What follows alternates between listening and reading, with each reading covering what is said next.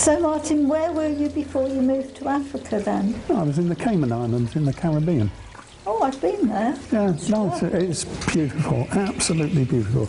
Although they tell me these days it's built up.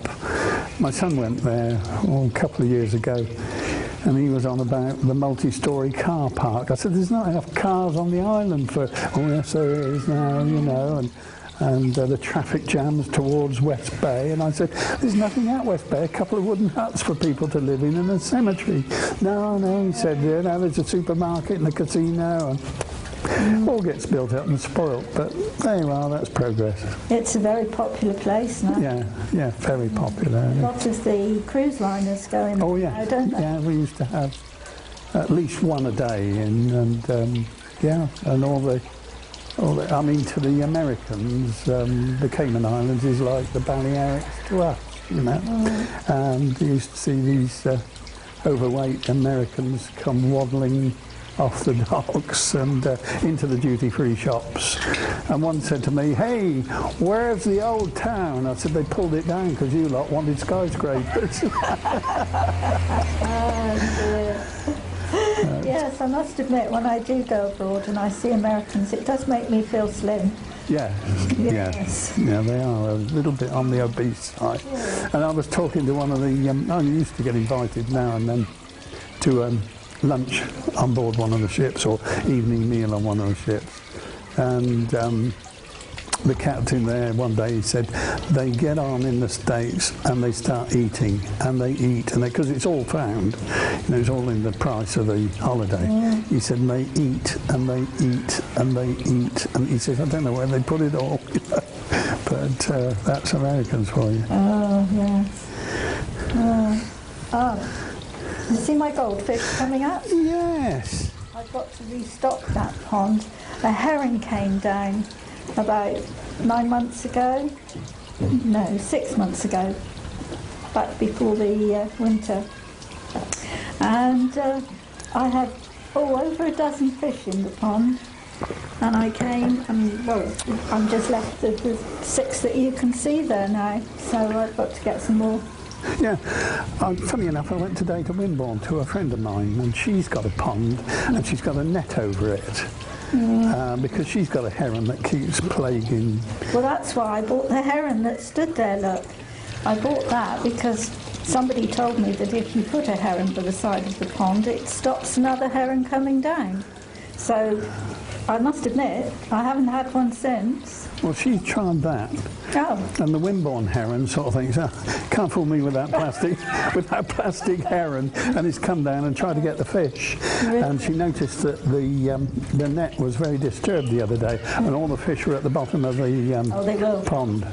So they've been traumatised by the heron. Yes. But he knows it's a plastic heron, and no, he's back on the prowl. I thought I'd lost all of mine when the heron came down, because I didn't see them for well over a week.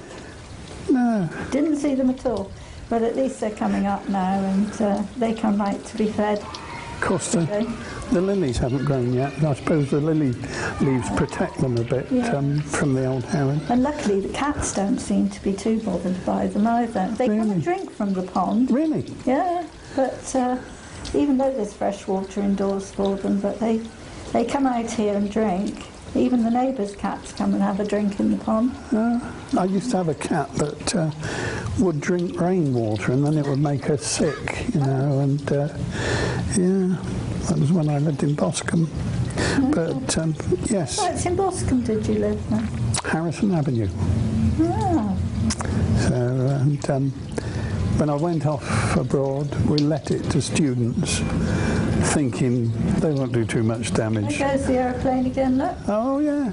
I wonder where I often look at these things and I think, where the devil are they going, you know? And I look and I sort of get itchy feet again. You know, I've said I've retired now, but as soon as I see an aeroplane, I sort of think I should be off somewhere. And I remember my son, he was about 11, and we had a couple of years in England between foreign jobs. And he looked up one day and he said, I haven't been on an aeroplane for ages. I said, oh, you poor deprived little soul. Go and kick a phone box in or vandalise something. You'll feel a lot better then. That's the modern kids for you, isn't it? Yes, I listen to them at school sometimes and they say about where they've been on holiday, and I think, gosh, when I was a child we didn't have all this foreign travel. No. No, tripping off to Florida and places. I remember at the junior school they tried to teach us French and I would not learn French. And the teacher said, what have you got against it? And I said, well, nobody goes to France. And so he said, anybody here been to France? And none of the kids moved. Anybody whose parents have been to France? And one kid put his hand. He said, what was your dad doing in France? He said, killing Germans in the war. So there you are. But now, you know, you can go on a day trip from Poole, Cherbourg. Yes, have you been on the Barfleur? No, not yet, no. I'm going to book that up, and I see in the local paper there you can get something like a £10 return for a day trip. Yes. Fantastic, fantastic. Yeah. My brother's coming in on Thursday night. They've been across to France and had a cottage over there, so I should be hearing all about that, I expect, next week. Yeah,